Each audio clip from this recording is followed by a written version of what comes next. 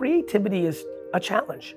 One of the reasons I find that I'm good at creativity is because I spend the majority of my time listening. But if you're not spending like an hour reading like the comments, going into Reddit, Google Trends, you need to stay curious because the curiosity will trigger the things you'll make. Another thing to give a lot of thought to. You know, if you're finding yourself like, fuck, it goes right into I gotta go listen. And so search and social is profoundly strong. TikTok and Instagram searching. I really like looking at Google Trends. Those are some other things on my mind. Great.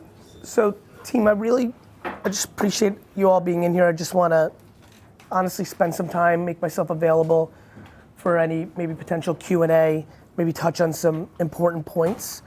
But I think, you know, a lot of things that are on my mind is using this as an opportunity to really create clarity for anybody individually in here, and really start to like think through some of the things that I want to speak to the whole company on in like in all hearts.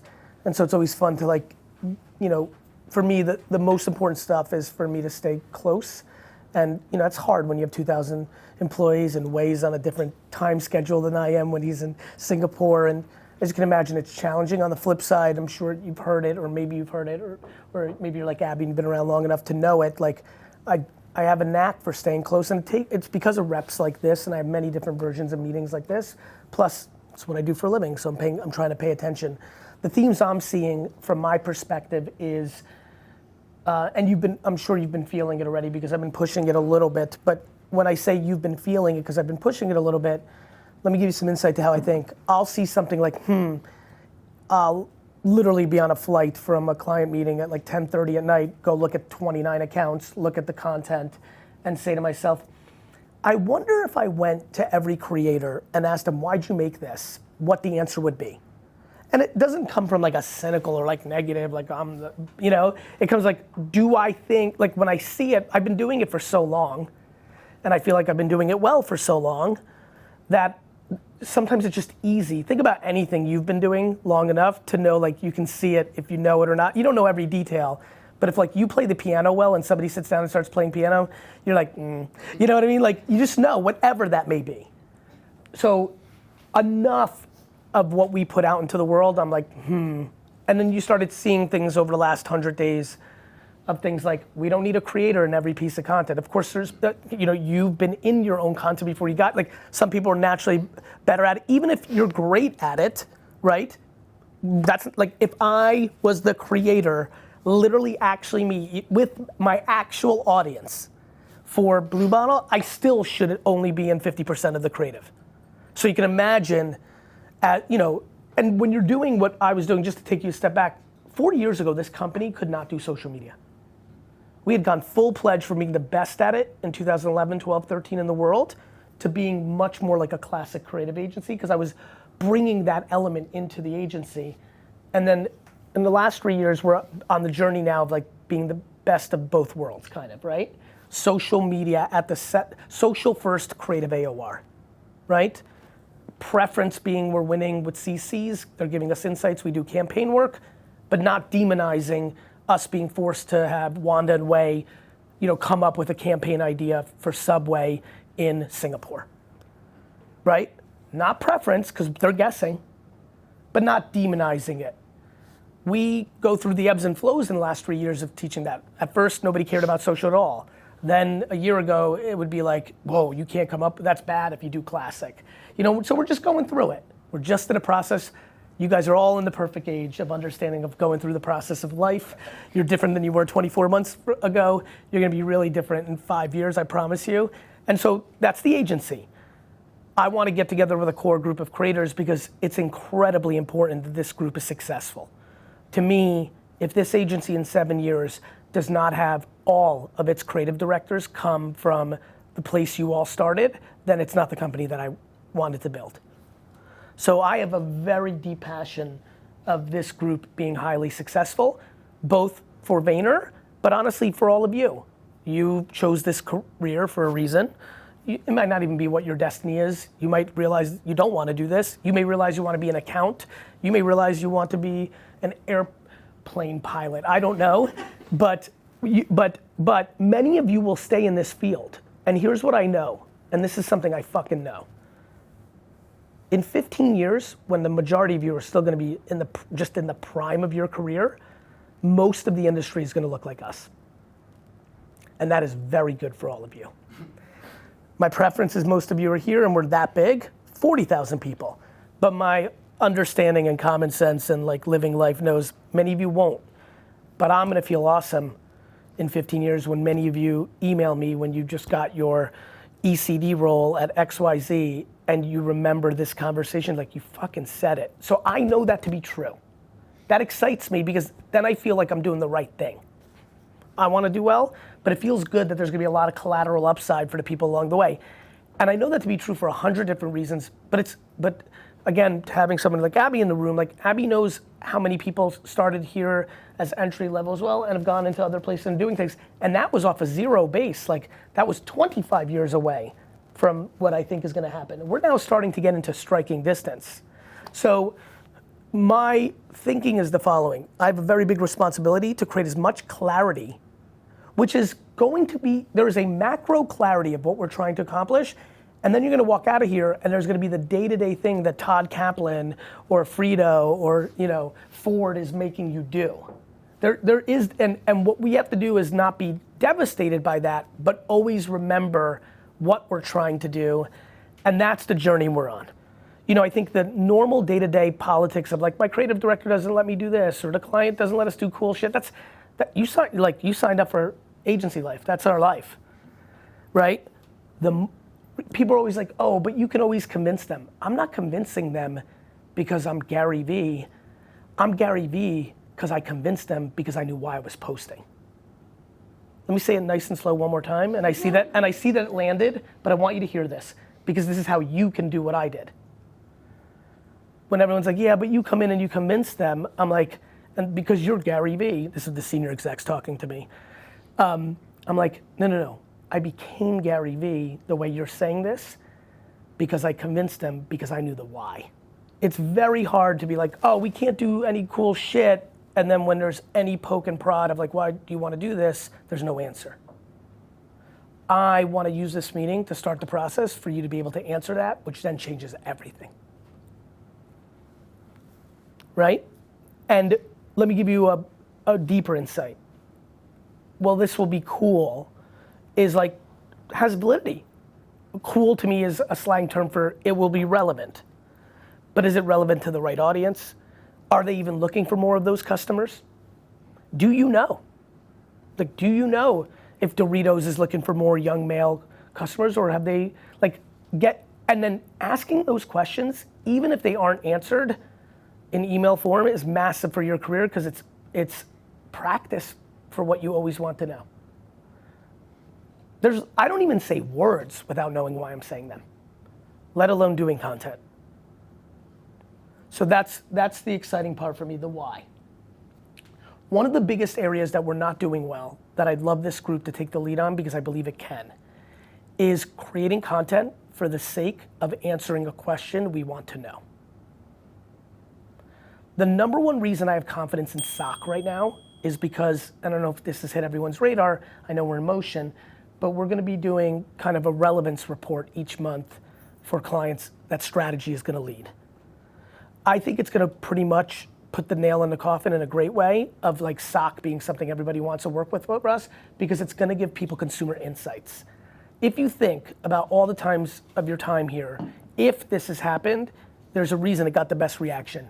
When you were able to speak to, did you know that a lot of people think X or Y or Z? That is highly valuable to somebody that's running a business, right? So just the concept of creating content for the sake of understanding. This is why I love Instagram polls and stories. Very lightweight, nobody gives a fuck about their stories. You know what I mean? So the politics aren't there. You slap a little poll on top of whatever creative you have, and then you can come back and be like, 83% of people like orange. So that's something to think about. That I highly, highly recommend. The other thing is creativity is a challenge. One of the reasons I find that I'm good at creativity is because I spend the majority of my time listening. But if you're not spending like an hour reading like the comments, going into Reddit, Google Trends, you need to stay curious because the curiosity will trigger the things you'll make. Another thing to give a lot of thought to. You know, if you're finding yourself like, fuck, you know, like anytime I'm like, fuck, it goes right into, I gotta go listen. And so search and social is profoundly strong. TikTok and Instagram searching. I really like looking at Google Trends. You know, I think I might have shared that with the whole company the other day or something, you know. So those are some other things on my mind. Questions. And you can go very narrow because that's when I think there's the most learning. So don't think it's too niche or doesn't matter or he won't know, like just ask. My friend. What are your feelings on, let's say we post a piece of content that we are so solid about the why, we think that it's done its job based off of like the CMing afterward, good response, but just not a lot of impressions, not a lot of engagement. Like specifically, I'm thinking about Threads right now. Yeah. Is, you know, we're just not getting a ton of impressions, but the engagement that we are getting is like super wholesome, a really like tight-knit Pepsi community, honestly. So I don't know, are we like... I'm happy with that. Okay. I think of that as and. So what I will tell you is if I had your job, which is ultimately like what I would like to see this job be able to do, if I had your job, obviously I'm in an advanced state of my career creatively, but I'm making 13 pieces of content a day. Now, 7 of those are threads and Twitter for the purpose of insights and or a piece of content. But the reason I like that is I don't think anybody in this room understands how much capacity they have in their workday to make. Because to get there, you have to, it's almost like, you know, I'm sorry, I know I just used the jiu-jitsu reference in this client meeting, and I'm not really that into martial arts, but I'm gonna use another one. You gotta get into that like space where you're just fluid and zen, right? Like the reason you don't make so much is you're early in your career, there's a ton of politics at a corporation and a client, and it's just like, it can be like hard to think about like what, you're not thinking you're already past the point of thinking of what you think will work, and you're thinking about what will they say yes to. Right? And so why I'm trying to get you to go hardcore into cohorts and why is that is how you actually break it. You haven't earned the ability to be free.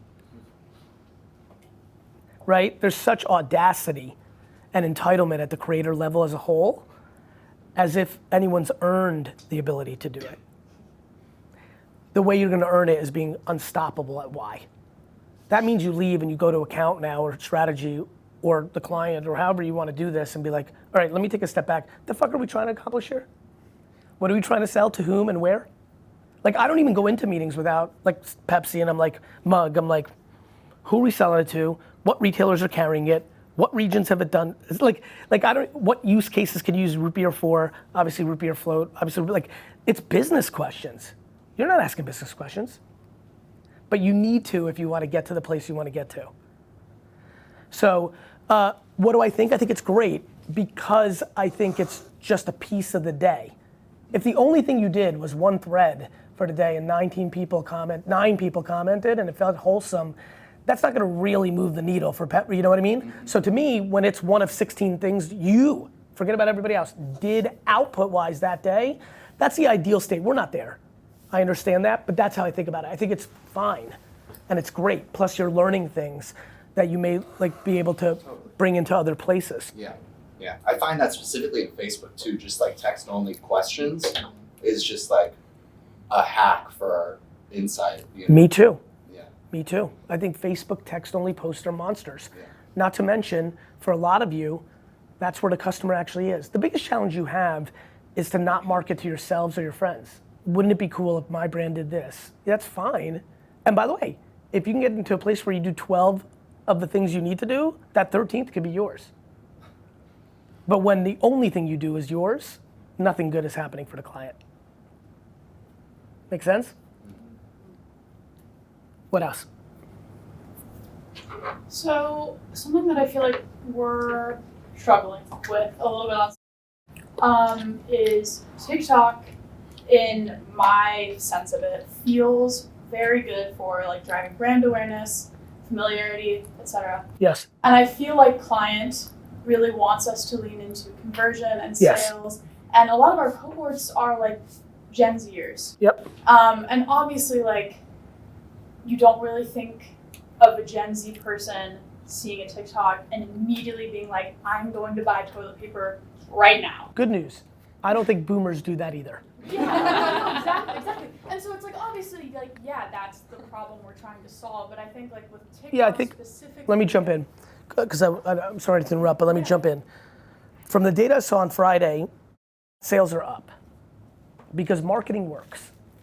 Our clients may be looking for that because that's what they signed up for. In that scenario, a good thing to talk about is with your team and ladder up is, are we using other channels that have more sales DNA in it? But just so everybody knows, we didn't create Vayner Sales Inc.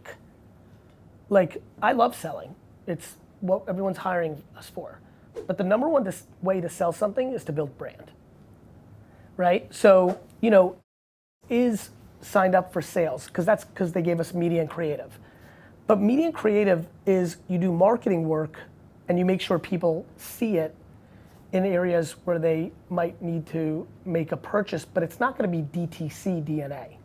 The other thing is to make sure that if we're Gen Zing in TikTok, but we have 2 or 3 other platforms where we're millennialing and Gen Xing, to make sure that if we believe that even this early in your career, you're a voice of like, hey, if the purpose is to sell, and if it's probably unlikely that Gen Z is gonna buy in any shape or form except whatever's conveniently in front of them or lowest cost, should we only maybe spend 20% of my time and energy on here and let me get good at Facebook?